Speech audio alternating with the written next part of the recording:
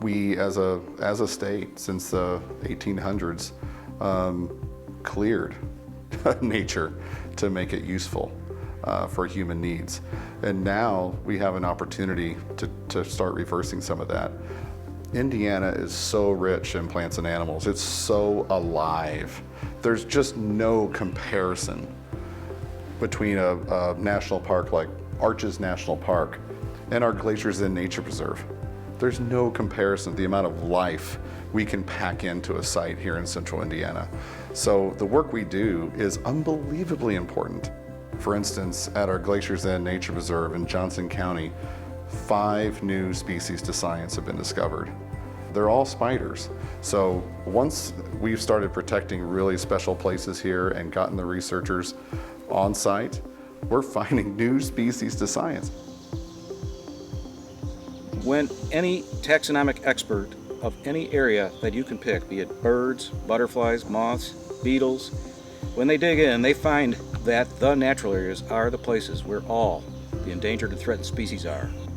Dr. Lindsay did the first systematic inventory looking for natural areas of any state, and one of the targets of SILTE is to protect all of those natural areas that were included in Lindsay's book. Lindsay's book only looked at the natural areas that were known at the time. Now we're looking for finding remnants of all kinds of natural areas, wetlands and prairies and so on as well. And SILTE is continuing an important work of protecting those natural areas. And they've been successful not only in protecting natural areas and building the mechanism to do so, but in spreading the message. When you preserve an old-growth woods, you're preserving a lot of rare things, even though you don't know that you're doing it. So, for example, Meltzer Woods has the state champion swamp white oak, just like this little guy right here. The state champion, the largest known swamp white oak in the state, is in Meltzer's Woods. To think that in Johnson County, full of soybeans and cornfields, that we have something with topography, that we have something that is unglaciated, that we have high quality old growth woods, where we have high quality plants. Blossom Hollow was one of the first places I brought my students to when I started teaching my plant communities course, because it is so unique. For instance, this parasitic plant that we have here, the Canophilus americana, the cancer root. This plant represents the way Indiana was before European settlers moved in, and the fact that it is so abundant. There are thousands and thousands of those specimens here. You just don't find this, particularly in central Indiana. So this is a gem.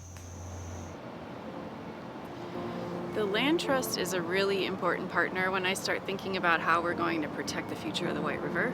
I say that because it's kind of going to take a village to both clean this river up and protect its supply for drinking water and recreation. And the role that they play is to help actually physically protect land. Those properties provide a really important buffer to the whole system. Otherwise, we're just facing, nonstop development pressure and nonstop invasive pressure. But when we can step in with sort of a second line of defense where we actually have protected lands at the edge of the river, it's a win, and it's one of the biggest wins. I think we've had a lot of success the last few years because we made the decision to really focus on using sound science and allow science to lead our work.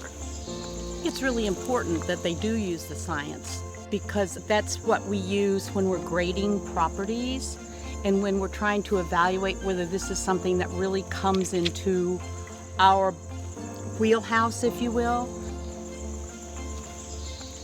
SILTE has to acquire when they can acquire. But you get to a point to where you then have to develop what you've acquired.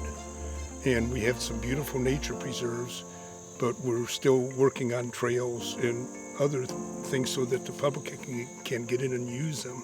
And I see that as being probably a major thrust in the next 30 years. In our mission statement, we talk about connecting Hoosiers to the wonder of nature, and that's really our goal. It is part of who we are as humans. When we get into these beautiful natural spaces, you feel it. When I talk about how we're rooted in sound science, there's a lot of art to this too. You can't use science to explain the feeling, the euphoria, the wonder that you feel when you're in an awe-inspiring natural area. I had the privilege of working with a couple of women, and we had a grant to bring Girls Incorporated students out here. At first they were afraid they were going to get their shoes dirty and there might be a bug and were we going to see a snake. But by the time we left, the girls were saying this was one of the most exciting days that they had, that they heard birds and they saw wildflowers and they looked at trees.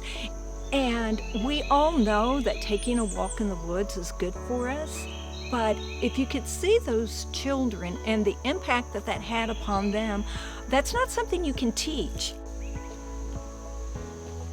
When all these beautiful natural areas are protected 30 years from now and the million trees are planted, the organization can really kind of change its focus on great stewardship. We're already doing that, but I think the organization will kind of evolve into a natural area management organization because we won't have to worry about protecting more land. We can just take great care of what we've protected over the last 60 years. You can see I'm tearing up, so that'll tell you something. I met with Cliff Chapman yesterday, and I told Priscilla that we talked about families. For half the time we talked, we were talking business also, but we also talked about families, and all the folks that work for Silty, they're very, very close to one another. It's a small organization. It's not 1,000 people. But it's mighty. It's mighty. They're mighty. It's a mighty staff. They get an awfully lot done for a very small staff, and it's money well spent.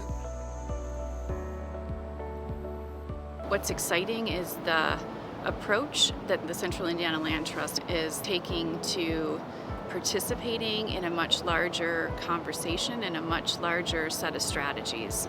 Their presence in this state and leading with a conservation voice and being able to shore up some of these really special places is a legacy that will protect the cultural heritage of Central Indiana that a lot of other partners can't do. Our strategic conservation plan that we've outlined to have sites to protect over the coming decades is very ambitious. There is no way possible we can do it on our own. There's just no way. We can use sound science, we can use good business practices, we can have a great and talented staff, but none of it's possible without our supporters, our members, our donors. They really believe in us. And I say they and us, but really it's a big we. We're in this together.